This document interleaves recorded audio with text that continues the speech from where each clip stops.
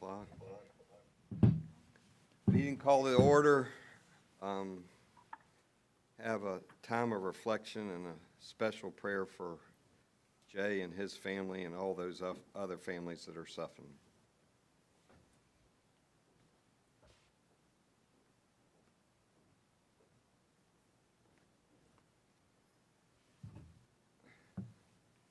Move to the adoption of the agenda.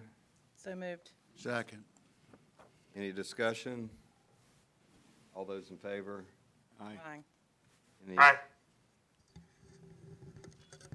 Bobby, could we have the guarantee after? Yes, yeah. So moving the consent agenda, and we will move JEA guarantee to the Energy Authority after the presentation. So if we move that, is there a motion to move the So consent? moved.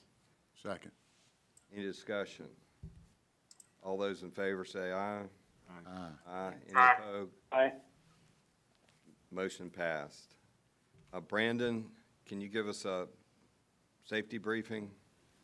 Yeah, thank you, Chair Stein and members of the board. My name is Brandon Edwards. I'm the Director of Security and Emergency Preparedness. I've been with JEA for over 15 years, and I'm proud to lead the group of individuals responsible for the physical and logical protection services and emergency planning for our JEA assets and team members. Now, before we have our safety moment, let's take a minute to go over a safety briefing. For those of us participating downtown, in the event of an emergency, our JEA Security Department will contact 911 and coordinate any required evacuation. If the emergency requires an evacuation, please use the stairwell, not the elevator, and you will assemble at the First Baptist Church parking lot located at the corner of Ashley and Main Street. If anyone needs medical assistance or help with safely evacuating, please notify a nearby JEA security officer. Lastly, please remember to keep your cell phones on silent and laptops on mute when not actively speaking during today's board meeting. Now, for this month's safety moment, we thought it would be timely to discuss JEA's Hurricane Preparedness Program, our restoration strategy, and suggestions for customers preparing for the season. As I'm sure you're aware, hurricane season is an annual event that spans from June 1st to November 30th. For this upcoming season, we are once again looking at a higher than average forecast with predicted 19 total storms, 9 hurricanes, and 4 major hurricanes. Current projections show a 71% chance of a major hurricane making landfall and a 47% chance of that landfall being the East Coast. But regardless of these predictions, the key thing to remember is that it only takes one event to change our community forever, and JEA will be ready. Now let's discuss our preparations for the upcoming season. As we do every year, JEA maintains a continuous training program that provides educational and training opportunities for not only designated employees, but for all of our team members. This year, we hosted National Incident Management System Response Training and an upcoming Incident Commander Workshop to continue to find new ways to streamline our processes and find better ways to manage the event. We also conducted what we called Response to Storm seminars, where the various business units charged with operational response to an event provided presentations to the incident management team on the specific processes they employ and any potential roadblocks or challenges that they may encounter. In regards to exercises, on June 6th through the 8th, we will once again be hosting our annual hurricane exercise with the City of Jacksonville's Emergency Preparedness Division. Now, without giving away too much information to the participants, this year we'll start with a training session by the National Weather Service on the products that they produce. Well, the goal is to increase our ability to not only better understand the models and projections, but be able to translate that information into useful intelligence to guide our response decisions. The remainder of the exercise will be focused on our day one response decisions to various scenarios after different levels of storms have passed through our area. Now, on the operations side of the house, the electric team continues with their periodic and spot tree trimming of transmission right-of-ways and distribution, while the water wastewater teams continue to add backup generators and pumps to critical lift stations. Beyond core operations, the storm stock for this season has been increased by 20% to address any potential supply chain issues. The logistics team began ordering back in November with a monthly vendor check-in to stay on top of the equipment status. With these preparation measures in place, it's important to remind our customers of our restoration process known as Restoration 1, 2, 3 in the event that we do happen to experience a storm this season. The first phase of this program is public safety. When the weather permits, our teams quickly begin assessing our facilities and start conducting repairs to our plants, substations, and transmission lines. With our focus on the backbone of our system, we know that our actions will bring the majority of our customers back into power. Now, during Phase 2, we shift our focus to individual customers. Our crews begin making repairs to electric circuits, and we encourage our customers to contact us if their service wasn't restored during the first phase. We have 3 primary means of contact for reporting your outage. You can call 904-665-6000, visit JEA.com/outage, or for those that have registered for our JEA alerts, you can simply text the word OUT to MyJEA at 69532. Now, when this phase is complete, we announce our progression into the final phase of our plan. We refer to this phase as final repairs. At this stage in our restoration, all major circuits have been repaired, and we're focusing on the remaining isolated outages. We encourage customers to check around the residents for damage to their property that may be preventing restoration. We also encourage our customers to reach out to us, and we can help them determine the cause of their continued outage. In addition to understanding our process, JEA has numerous other avenues that we employ to help educate our customer base. Throughout this season, we'll be employing various forms of media to help our community be prepared. We have a storm season microsite called DoMoreWithJEA.com and our storm sitter on JEA.com to help educate our customers. These sites contain valuable tips on preparedness for your home, business, and out in the community. In addition, this is where you can sign up for the outage alerts. Now, by educating our customers on storm preparedness, we believe we'll become a more resilient community with the knowledge and tools to address any challenges. Now, with that, I appreciate your time this morning and welcome any questions. Any questions?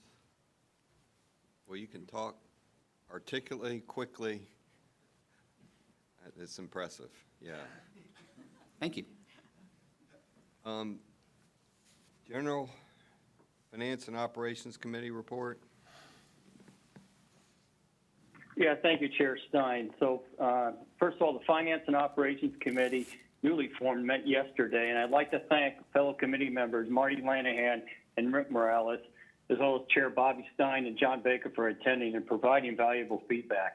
And also a big shout out with this inaugural meeting to Ray Marshall and Ted Phillips and their staff who really did some fantastic work. We covered a lot of ground yesterday. The committee took action on quite a few agenda items, several of which were approved through the consent agenda today. Specifically, the February 11th committee minutes, the modifications to the JEA disclosure policies and procedures, annual disclosure reports, and the eminent domain for both Southside Integrated Piping System and Circuit 663. The committee reviewed and recommends the board approve the proposed fiscal year 23 budget and the proposed cost participation policy, and also an increase in the JEA guarantee to the Energy Authority. The committee heard several important presentations for information, including the electric system cost of service study. And over the summer, the staff will work on updating the pricing policy and then bring back final rate recommendations to the board in the fall. The cost of service and rates is a very complex subject, and just a great work by Julie Crawford and the financial planning and rates team, as well as the leadership team for doing great work on this very complex issue. Then also we talked about the district energy system cost of service results and recommendations.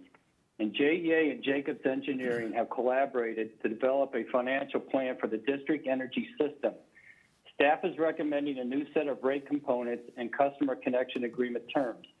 Proposed demand and variable rates will cover the costs necessary to produce and distribute chilled water to existing and new clients.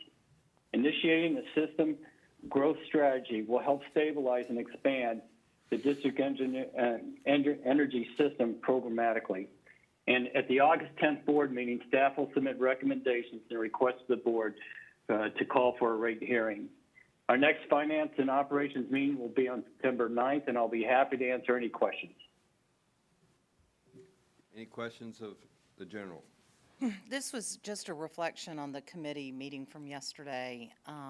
Initially when we talked about, it's the past chair, we talked about a potential rate increase. We had an escalated time frame, and we had kind of said, let's tap the brakes a little bit and really go into a study. So I just wanted to applaud the staff for agreeing to slow down and give ourselves a lot of time to talk through this potential increase. Any other comments? No. Council member Michael Bolin. I'll keep it very brief. I have nothing substantial to offer at this time, but thank you for the opportunity to be here. Thank you, sir. Comments from the public?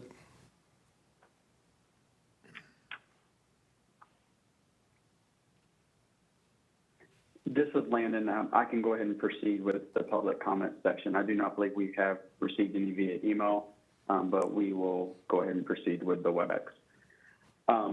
Once again, my name is Landon Todd, and for those that are new to the WebEx technology, I'm going to brief overview of the controls for public comments. Now, if you're joining us via the desktop interface or a smart device, such as a smartphone or a tablet, you may see a series of buttons at the bottom of your screen. Now, the very first one that you may notice looks like an icon of a microphone.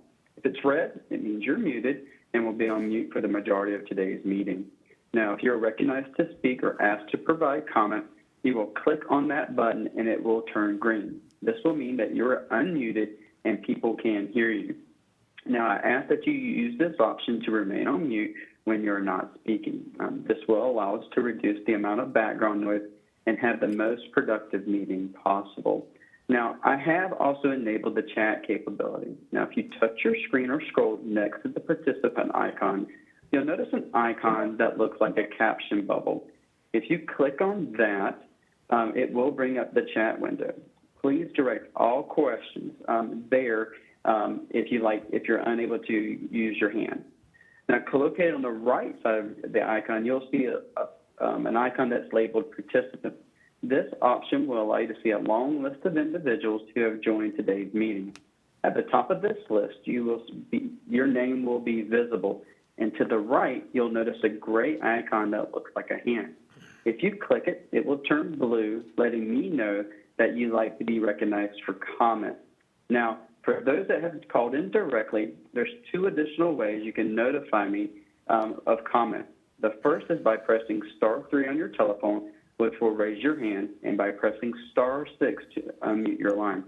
If you unmute your line, please state your first and last name, and so we can see who is speaking before you proceed with comment. Now, as we go through the meeting, I am the moderator and have the capability to mute everyone's line. And with that, I do not see any raised hands or comments that have come in via the chat. I will turn it back over to you. Thank you. Thank you, Landon. Today's CEO report, Jay is heading back to Charlotte to be with his dad, who's in hospice, so we're not going to get a CEO report today. Just keep Jay's and his family in your prayers. Joni, can we get a report on the TEA? And I appreciate you coming and look forward to hearing your presentation.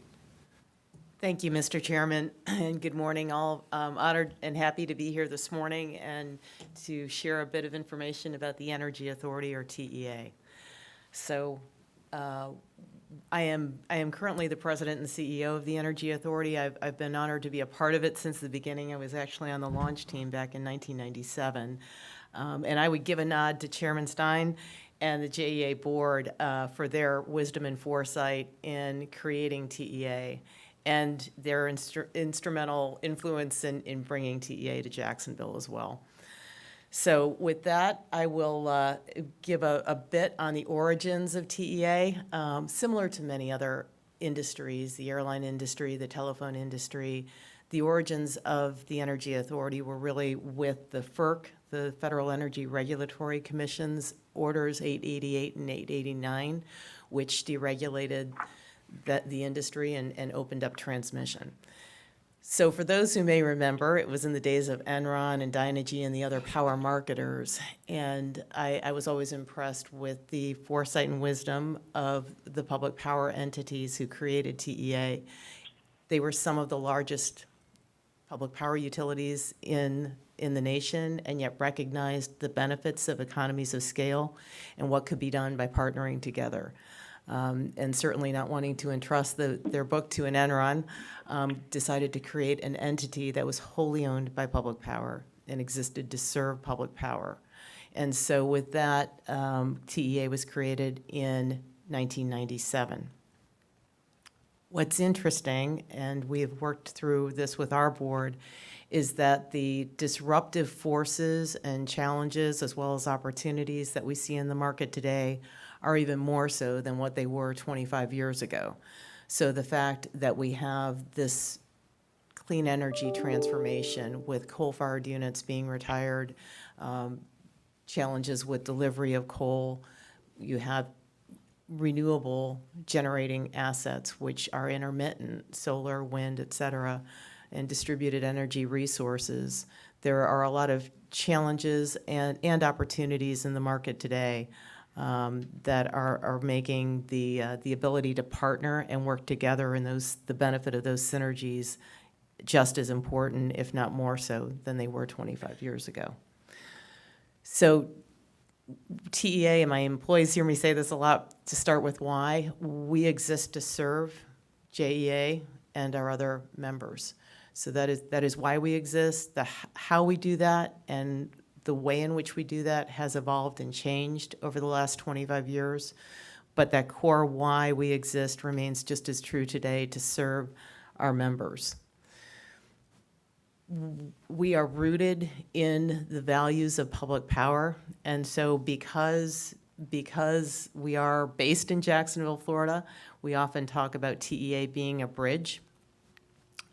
We were created to be that interface with the wholesale energy markets for JEA and our other members, being wholly owned by public power and rooted in the values of public power, but with staff dedicated and focused on developing the requisite skill sets and systems to be able to interface effectively and efficiently for all of our members in those wholesale energy markets. So today, TEA is owned by JEA and 6 other utilities in the United States. And again, we are focused on serving public power. In addition, we serve another 50-some public power utilities throughout the United States in various market regions. And the reason that adds value is because we are able to take the benefit of having learned what is happening in all of those other markets within the United States and better inform what we do when we transact each and every hour for JEA. So whether it's wind, hydro, coal, nuclear, whatever the generating asset is, JEA is obligated to serve load, and what we do is work to look at that overall portfolio holistically and manage and optimize those generating assets, working with JEA staff to derive the most value and manage risk effectively. At its core, TEA was created as an energy trading and risk management organization. So you can see these are the services that are provided today, and in the center is still that bilateral energy trading, bilateral meaning between 2 different counterparties. So certainly that was the core of where we began and what we still do today. I was going to just briefly touch on some of those other services. So we also provide services in natural gas management, as well as things like connected analytics today, because you have a lot of data, and we work with JEA staff to help manage and optimize that smart meter data. A quick, if we can go back for just a moment, a quick glance at the economies of scale. Again, I think it's interesting today, TEA is the largest in terms of volume of transactions among the community-owned entities, meaning that we transact more power than any other public power entity or cooperative or the federal agencies like Bonneville Power Administration and TVA. Again, why does that matter? Because it's those economies of scale. It's more effective and efficient doing that at that broader scale. We also transact a significant amount of gas every year and represent over 25,000 megawatts of generation of public power in the market. We are based in Jacksonville, Florida, so we have 160 roughly employees here in Jacksonville, Florida, and another 50 or so outside of Seattle and Bellevue, Washington. So the main trading floor is here in Jacksonville, and then we have a second floor in Bellevue, Washington, and again serve clients throughout the U.S. Quick quick glimpse of the trading floor, lots and lots of monitors today, lots of information. Again, trying to assimilate all of that information as we transact in the markets. So there is somebody on the desk every hour of every day. A quick note in terms of the risk management and risk control, risk reduction. Certainly all of the credit rating agencies have recognized the work TEA does with its members and our other clients. And so that is a core component. It's more difficult to quantify, perhaps, in terms of value, but very significant, certainly, when you're going out for a bond valuation, et cetera. And the focus is on, operational risk, counterparty risk, market risk. So working with JEA staff and managing all of those various aspects. I mentioned the portfolio, and so the sense that all of the generating assets and contracts and obligation to serve load is an overall portfolio. Again, working with staff to manage and optimize that portfolio and the savings that are a result of that. So recommending optimization strategies to derive the most value from those assets, and then again, working to manage cost to lower cost for all of JEA's customers. And here's a quick overview of the various entities with which TEA interacts and is a part of. Certainly the American Public Power Association, some of the state entities, FMEA, and others. So we are very active within the public power space, and again work to bring that value to our members. So we'll show a graph in just a moment, but here are some notes on the quantitative value. So as I noted, the economies of scale, right? That was the core vision, that these utilities could derive more value by partnering together. And that is real. Those economies of scale return value every year to our members over the cost of a self-build. The optimization and advisory services as well, that is where we are looking to optimize those portfolios and derive additional value for the utility. And then the investment business, again, owners leveraging that investment to serve other clients and lower cost, and being in the market in those various parts of the nation. So that also returns additional value and has been pretty significant over the last years. The qualitative, the depth and breadth, we hear our members say it's challenging sometimes to keep, various staff, and so that's been part of it, trying to have a single entity that we're able to have analysts who can work with all of our members. Again, that nationwide scope I mentioned, and then the breadth, having the hundreds of counterparty contracts in place so that when there is a need, whether it's 2 a.m. or 3 p.m, that we have counterparties and traders who are active in the market and can execute efficiently and effectively, as well as the systems to do all of that. And a core element as well is the best practices. So TEA from the beginning has really focused on the best practices in terms of risk control, risk management, having a separate front, middle, back office. So the middle office, the chief risk officer, as well as the management of credit, et cetera. That is an important element, and it's been a part of our culture from the beginning. Certainly the financial strength of JEA and our other 6 owners, and the transparency. It's not a black box. Our members are able to come in and audit and look at everything at any point. And the governance, Jay sits on our board as well as the owners of the other 6 members. So it is governed by our members. And a quick overview here of the target or budget and actual financial results. It's a value add in terms of the transactional advisory and investment. So you can see a quick snapshot here of the last 4 years. In 21, we were able to deliver additional value from the investment activity. So that is the net value add for JEA.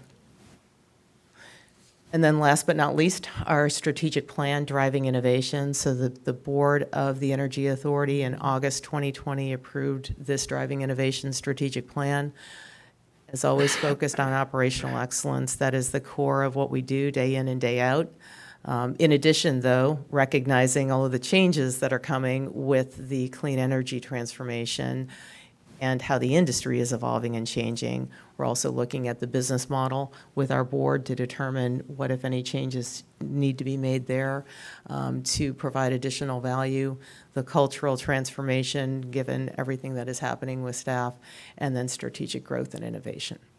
So I know I ran through that quickly, but I wanted to provide a high-level overview and certainly would welcome any questions. Before you get into the questions, one of the, subjects that came up yesterday is the increase of the guarantee, and if you can walk through, why the guarantee, what it means, and so people can, I think, start diving into that, because I think that's the first and most important question.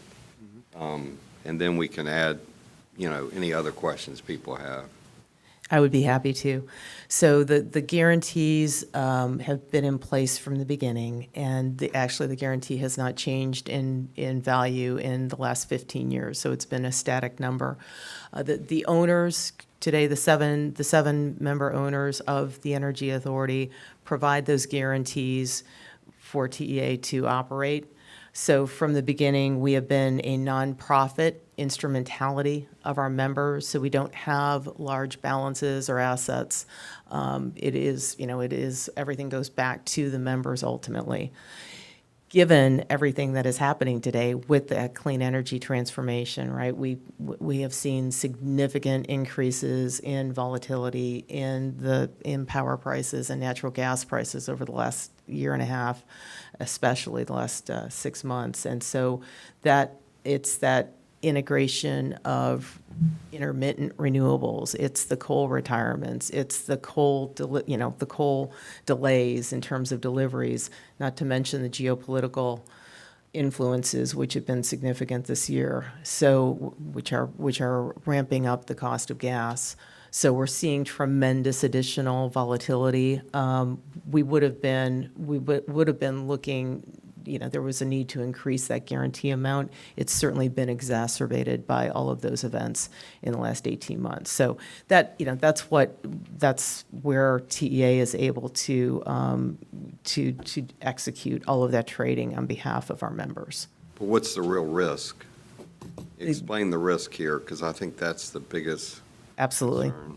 The guarantees were never intended to be called upon. They have never been called upon. We do not ever plan to call upon them. Again, that is the provision of credit. So it's not cash, that's the provision of credit. Our chief risk officer and her staff manage that credit very conservatively. So we, in terms of our receivable exposure with our counterparties, we manage that very closely and carefully. And it is limited to, and this is minutia and detail, but the beneficiary designation schedule. So when you issue a beneficiary designation schedule to a counterparty, JEA it's not just JEA, it's always all 7 owners, and it is limited to the amount on that explicit beneficiary designation schedule. And, we would have to go through and every other resource to ever have a counterparty call on those guarantees. And even in that case, they would be limited to the amount on that beneficiary designation schedule, which would be a subset of the overall guarantee. And the other 6 owners would need to make that member whole. So there are all of those provisions in place as well to ensure that it is all 7 owners standing behind each one. And as I recall, the Energy Authority does a really good job of inspecting people's credit on a regular basis and making sure that the trading partners are very credit worthy. So I'm real comfortable, but I remember it from a long time ago. So I just want to make sure we we test this out, but I was thrilled to hear it has never been called, confirming that this is last resort. I guess you could probably go out and buy a letter of credit and pay a huge fee to backstop what the guarantees that have never been drawn on could provide. But maybe you should talk a little bit about the credit process, what you do to confirm you've got the best trading partners. It is rigorous. So I held the role of CRO, as Chief Risk Officer, for a period of time. Melinda Prudencio is currently our Chief Risk Officer, and she and her team are very rigorous in managing the credit. So we actually have proprietary models. We take input certainly from the credit rating agencies, but we have proprietary models to value credit for IOUs, for public power entities, for, any other trading entity, any other counterparty with which we transact.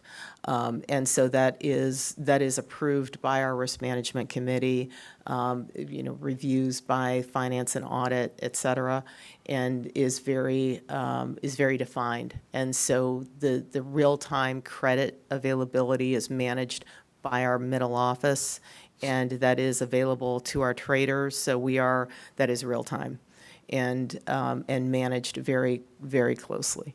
They are very rigorous and professional in how it is managed. Thank you. The ownership, there's 7 owners, or is it equal ownership, and is the risk equal, and everybody's letter of credit, or, what we're saying? I do. Right. I do. So the ownership structure is actually the same as it was in 1997. So it's large members.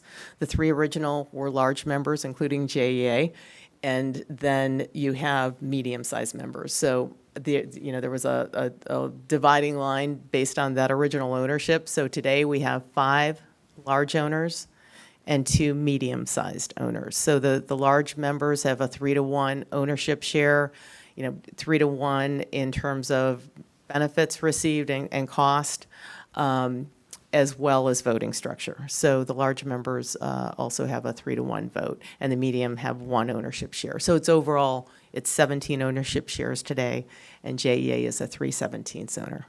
And the 5 large owners, are they all increasing their credit limit? Absolutely. No, that's a great question. All 5 owners are increasing. It's exactly the same for all 5 large owners. So the medium-sized owners, it's 1/3 of that of the large owners. Okay. Good questions. John?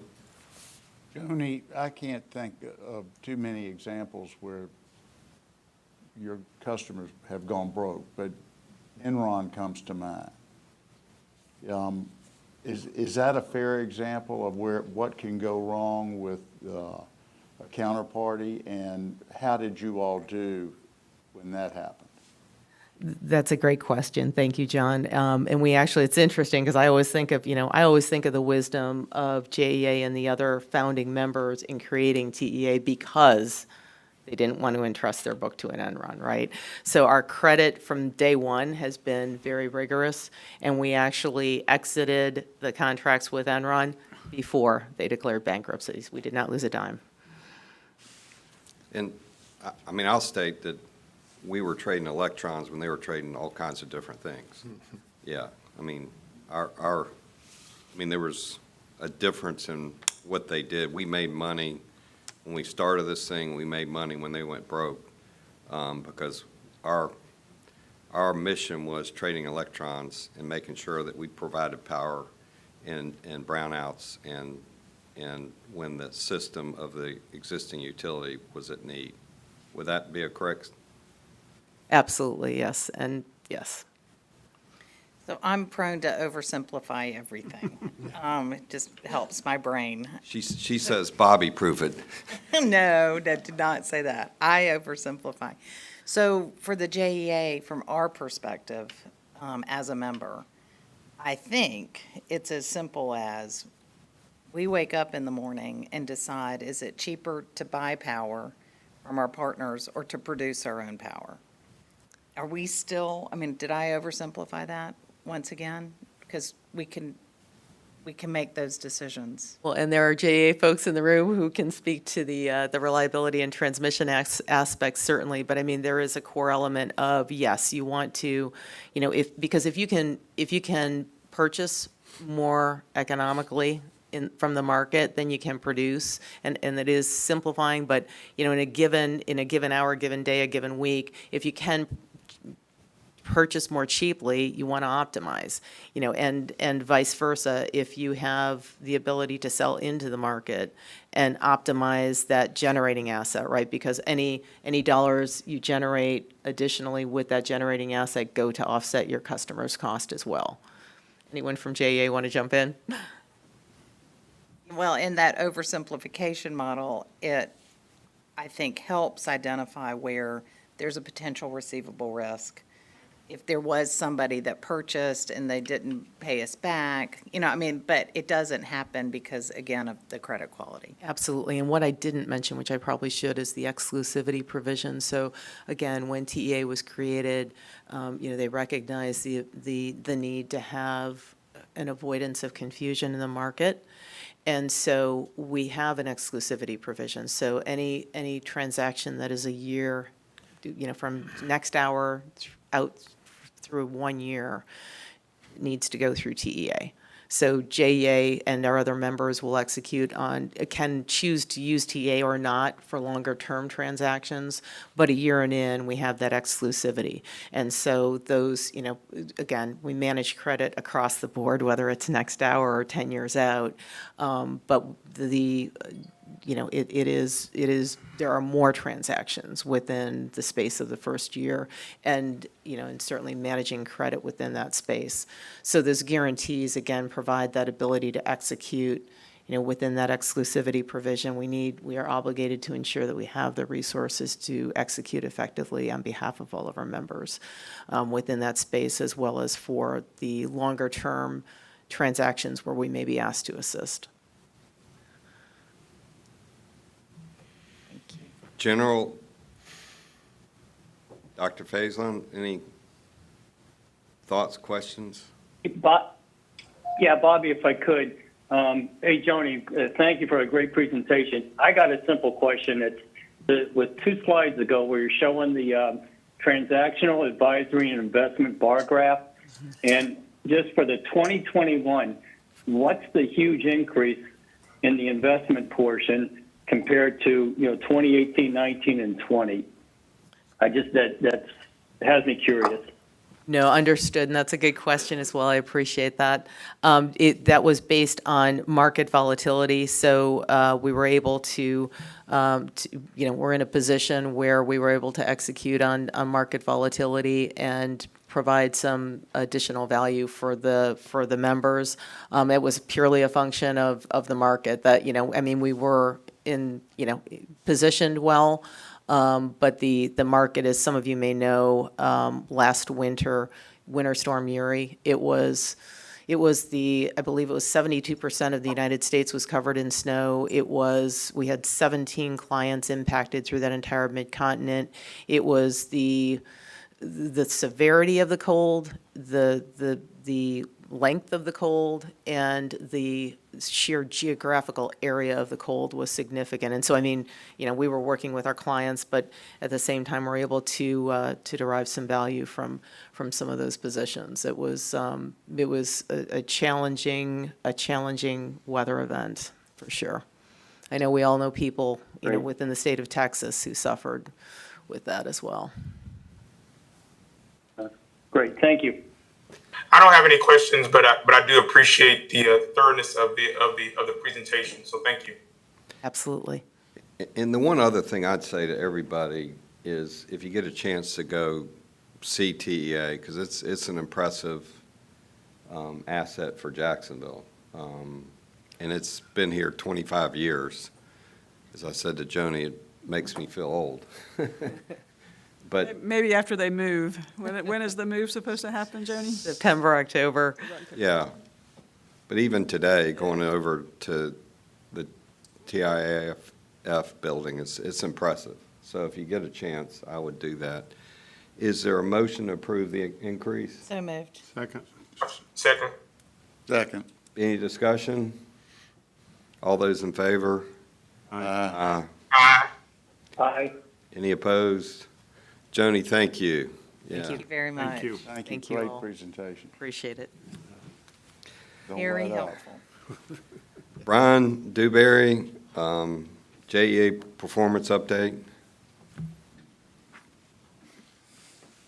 Good morning, Chair Stein, members of the board. My name is Brian Dewberry. I'm the Senior Manager of Project Support and Controls for the Project Engineering and Construction Group in Water and Wastewater Systems.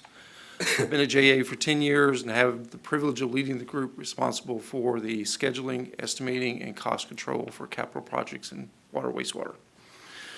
For today's board meeting, I'll review the metric summaries, which include data through April 30th.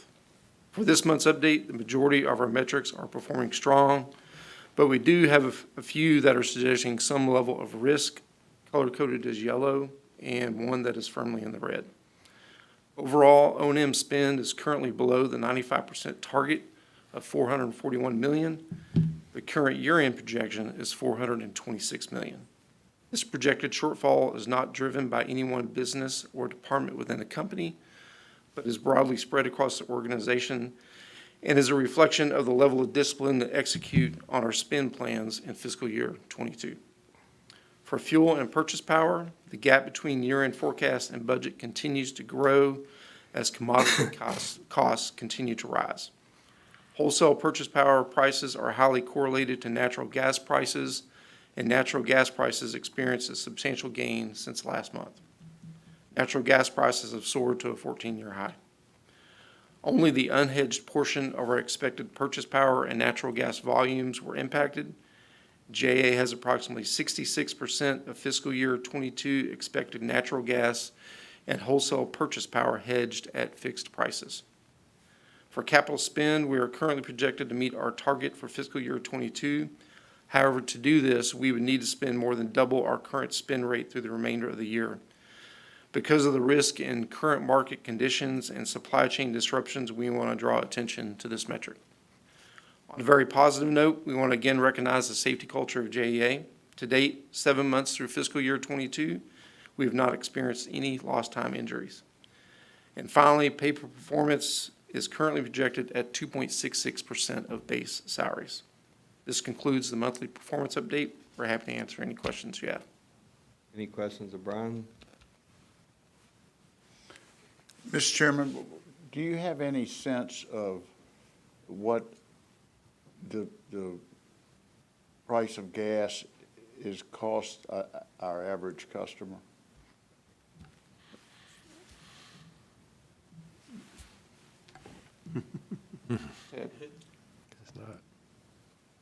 So are you asking what the increase has been Yes. costing our customers? So I don't have that number off the top of my head, but we can get that number for you. So Julie, correct me if I'm wrong, but fuels were about a third of our bill, and now they're about 40% of our bill. So you know, that has caused an increase. Okay. From anywhere from $35 to $58 per 1,000 kilowatts. Okay. Thank you. Well, and I can never look at this slide without commenting because we looked at customer sat in the red for a long time, and congratulate the team that we continue to be in the green. Thank you for everybody and your efforts around that. And just remember, other people are improving their customer service at the same time that we are as well. So we need to just continue focusing on that. Just because it's green, it doesn't mean we're done. Great point. Any other comments? Julie? We heard the presentation yesterday, and I just want, before we start, Ted, again, your team has done a terrific job on pulling this together with so many things facing you in today's world. So I want to thank you and your team. Julie, I'll hand it over to you. Great. Thank you, Mr. Chairman and board members. As was mentioned, yesterday I walked through the details of the proposed fiscal year 23 budget with the Finance and Operations Committee, and today I will review the proposal and then we'll request approval. We strive to budget through the lens of JEA's core values, utilizing the strategic focus areas to inform prioritization through the process.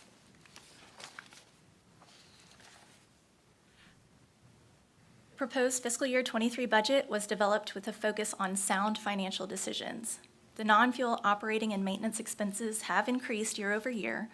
This is largely driven by growing needs of the business along with a proactive approach to workforce planning. We will be adding 111 full-time employee positions to continue to serve a growing Northeast Florida. The impact is about $3.5 million on the electric side, $3.4 million on the water side. That math equates to about $62,000 per employee. We will also be conducting an important environmental remediation project at the Kennedy Generation Station. And we're seeing an increase to the cost of materials necessary to provide service, especially in regards to chemicals and gases. That being said, there will be a continued effort to find areas of cost efficiency to ensure we're providing excellent service at the lowest cost. The capital plan contains over 400 projects that will support and grow the system, and the full list is included in your materials if you so choose to read through that. We're striving for effective completion of projects in this environment of supply chain issues and inflation. As was mentioned, fuel and purchase power expenses continue to rise. It's a reflection of the recent fuel market activity, volatility, much like what we see at the gas pump. The budget reflects an almost $300 million increase in the fuel budget year over year.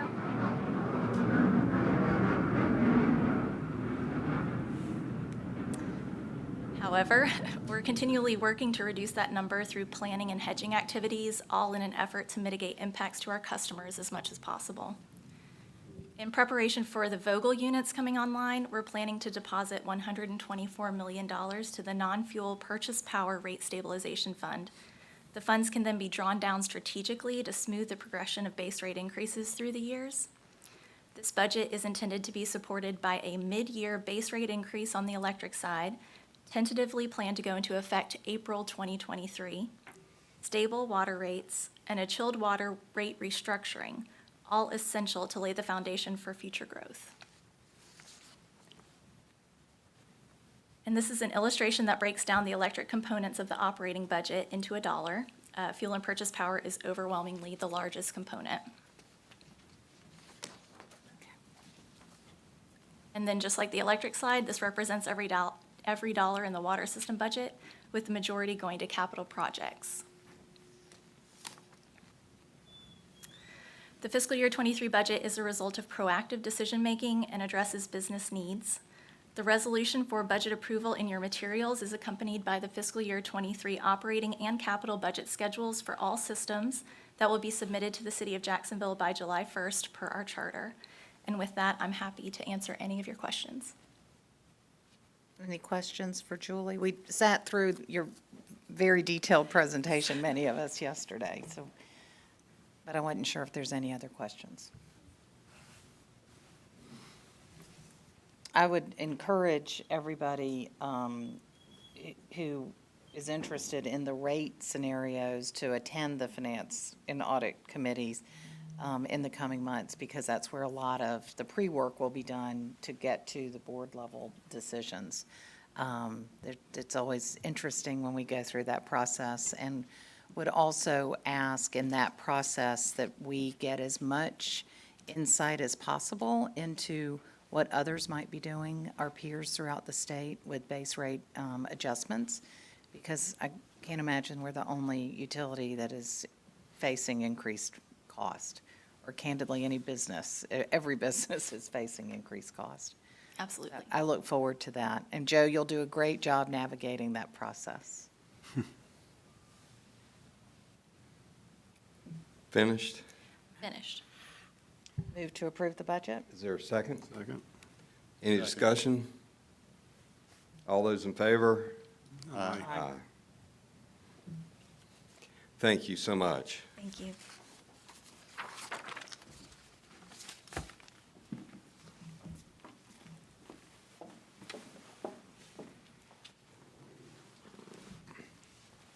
Robert? Thank you, Mr. Chairman, fellow board members. My name's Rob Zamataro, Director of Water Planning and Development.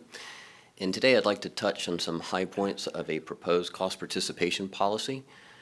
This policy has been the culmination of several months of working with the development community, and I'd like to touch on some of those high points. The existing policy had some, I won't call them drawbacks, but had some things that drew concerns from the development community. One of those was that it could only be enacted if JEA asked for an upsizing in the pipe. So really did not participate in projects that didn't have a pipe increase. It only applied to mains that were off-site, meaning the development, anything that was within the boundary of the development fell on the shoulders of the developer. And it was on a case-by-case scenario. The case-by-case scenario was based on hydraulics, which really prevented the development community from doing pre-planning for their performance. So it made it very difficult for their financial perspective. So those were some of the challenges we try to accomplish with the proposed policy. It continues to support economic growth, as did the last policy. It does provide clear-cut guidelines for funding, helps them do their planning ahead of time. It is a revenue-neutral policy. We currently collect a line extension fee, and that fee is going toward this policy. So it was geared to be revenue-neutral. It does remove that off-site, on-site restriction that currently exists. And it is really intended to work in conjunction with our existing policy. So we're not really replacing the existing policy. This is an additional tool in the toolbox, which will allow developers to facilitate whatever their projects they're looking for. So with that, I would ask to approve the resolution for the new cost participation policy, and I'll open the floor for questions. Yeah, Rick, being in the building community, give me your thoughts. No, the team came to the Builder Association and with our Government Affairs Committee and went through the entire scenario, and it was very positively received. It's so much more proactive, which allows developers to really be able to see what their costs are, and also for the JEA to take advantage of other opportunities to enhance their system. But it looks like a win-win for everybody. Good. John, Marty, General, anybody have any other? Dr. Faison, any questions? Is there a motion? So moved. Second. Any discussion? All those in favor? Aye. Thank you. Thank you, Rob. Jody, I'll hand it to you and Thank you, Mr. Chairman. our favorite discussion item. Right, our favorite discussion item, the update on Plant Vogel. And Jay Stowe and I were going to be given the presentation, but in his absence, we've asked Joe to step to the table. He's the monies person, the numbers guy, but I don't know that there's really much to talk about on the numbers front. The biggest update is really about whether or not the one-time trigger has occurred in the operations agreement between the owners' agreement. The one-time tender offer, if the price of the cost of the overall end cost of the project exceeded a certain number, plus $2.1 billion, that all the owners had an opportunity to give back some of the megawatts in relation to proportionate amount of the cost that they didn't have to pay any longer. It's a little bit convoluted in the agreement when you actually read the owner's agreement, but I've looked at it quite a bit and quite thoroughly, and one of the other provisions on the tendering offer is anybody with an interest has to agree to the amount of the tender. And so I've circled on the ownership chart in your board package. It's only related to Project J, but there's also 39 member communities, participants in the Project J. So we all would have to agree to the tender and what that amount would look like. And so we're in deep discussions with MEAG. Lots of analysts are looking at what these numbers and whether or not it would benefit JEA to tender some of our megawatts and not have to pay any additional cost over the numbers in the owner's agreement. MEAG studying it as well, but it looks like some of the early numbers and some of the modeling, it looks like there may be a benefit for JEA and the 39 participants in Project J to relinquish some of the megawatts and almost cap the amount that we have to pay from a cost perspective.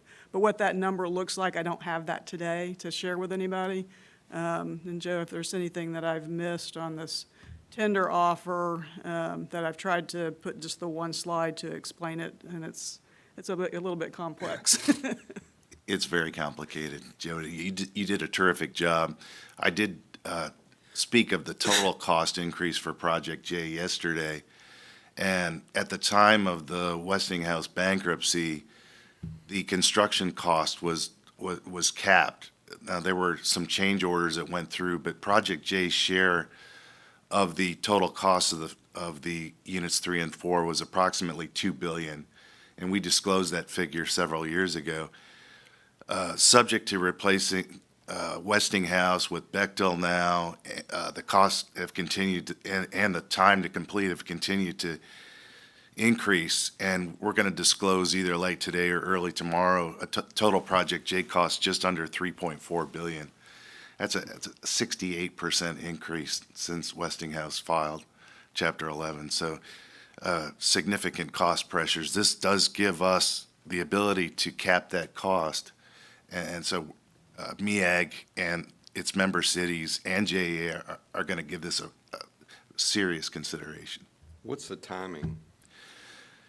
MEAG intends to present a recommendation to its member cities at its annual meeting, and I believe that's held in July.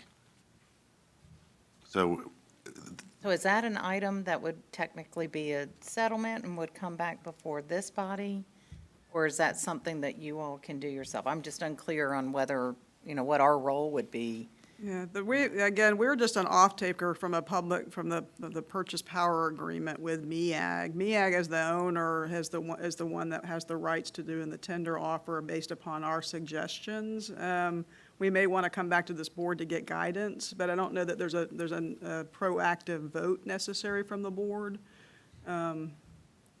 to agree to the tender. Okay, thank you. But through the chair to Board Member Lanahan, the economics would need to support a decision one way or the other. And the big factor driving this, there's two factors really. The estimate, the cost to complete, and the timeline, which impacts the cost, and then the replacement power cost. And a year ago, as Joni pointed out, it was much more reasonable in terms of what we could go out and replace that power with. Now, being driven largely by natural gas, which is north of $8 an MMBTU, it's a tough decision. And secondly, I think MEAG's also preparing for us a scenario where there's a carbon tax cost as well. So I think we'll certainly bring it back to the board to, as Jody said, to seek your guidance.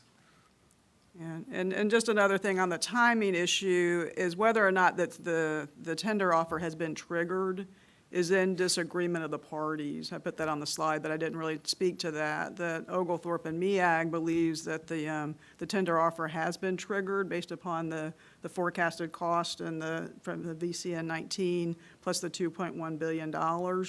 But the Georgia Power folks have backed out certain costs related to COVID and some other costs that they don't believe it's triggered. So there is a disagreement of the owners right now from a timing perspective as to whether or not it's even been triggered yet. So stay tuned on that front. There may be litigation afoot. They're about $1.3 billion apart in terms of the starting point. So it's not insignificant. The practical point is that 39 parties have got to have a unanimous consent to go forward.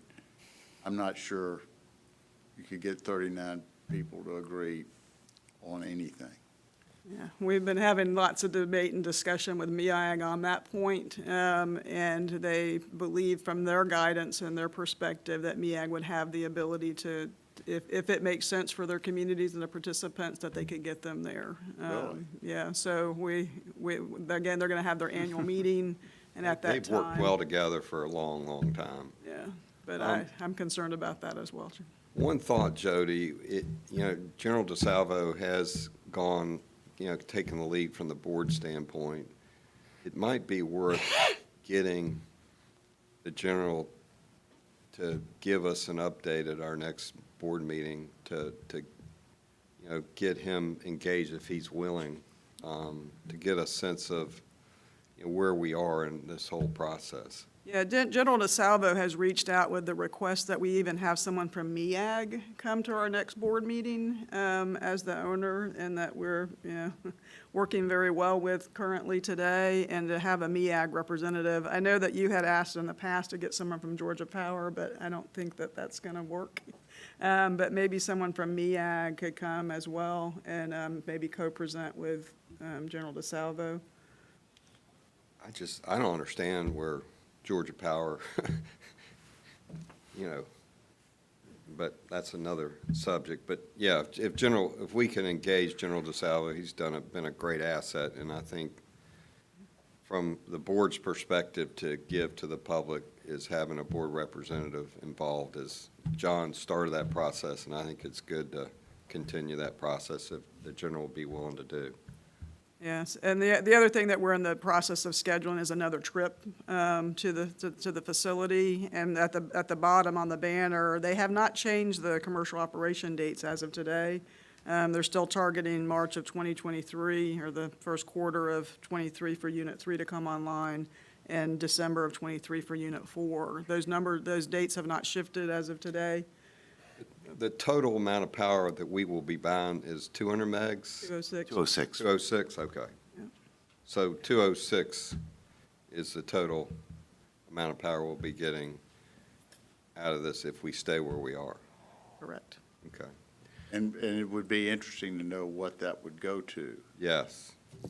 Right, we're modeling it as kind of a gradient down, 206 to 200 to 195, what that number would look like. It's not all or nothing. Someone had asked me the question about, do we, give it all back? It's really in proportionate to the cost that we will not have to pay from a cap perspective on the total cost of the project. And we won't know that number until 4 is done.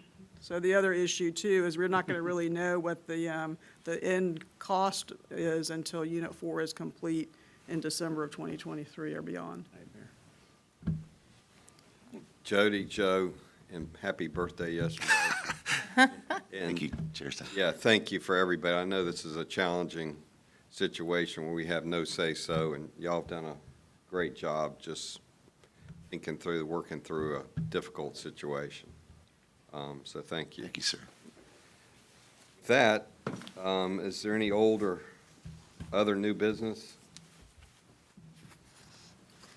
Mr. Chair, there is a draft that has been presented at your desk, and I'm not sure if these changes, what was voted on yesterday by the Finance and Audit Committee, or if we need to take action on these red line changes. Robert or Joe, do you know about what was distributed? I don't want it to, we've got to get this filed by June 1st, so. Were these voted on yesterday at Finance? No, Okay. but the resolution says what changes that the managing director authorizes. But as I talked about yesterday, the main updates are to the Vogel disclosure, and you'll see the total cost figure and the dispute that Jody spoke of in terms of the starting point for the cost estimate and the trigger for the tender offer. So that's disclosed in that red line. Is there any, language. would you want to board action? I think that would be preferable to have board action. I think it would be prudent to agree to the red line changes that were distributed this morning. Can I get a motion? So moved. Second? Second.